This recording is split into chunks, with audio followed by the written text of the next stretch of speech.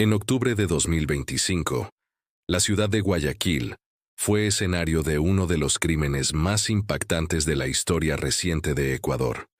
La abogada Marta Cecilia Solís Cruz, de 49 años, fue reportada como desaparecida por sus hijos el 6 de octubre. Lo que comenzó como una búsqueda desesperada, terminaría revelando una verdad monstruosa. Su propia hija, Andreina Lamota, de 32 años, era la responsable de su muerte. Durante 12 largos días, Andreina protagonizó una macabra puesta en escena. Mientras repartía volantes y apelaba a los medios de comunicación para encontrar a su madre, ya sabía su paradero. En el interior de su departamento en Sauces 9, al norte de Guayaquil, yacían los restos de Marta Solís.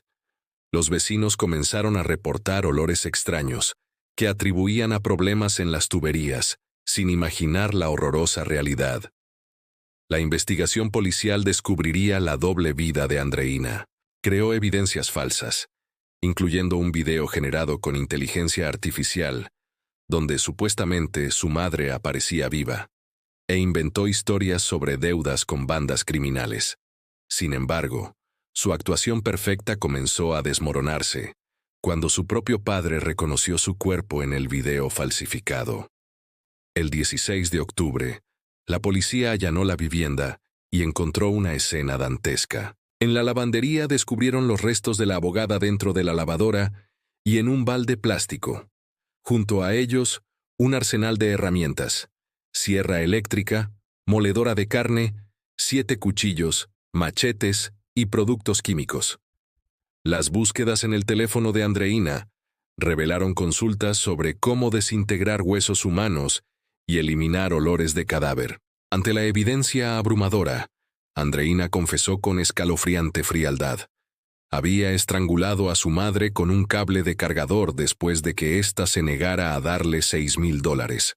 Lo más aterrador: pasó los días siguientes desmembrando el cuerpo mientras mantenía la fachada de hija preocupada ante familiares y autoridades.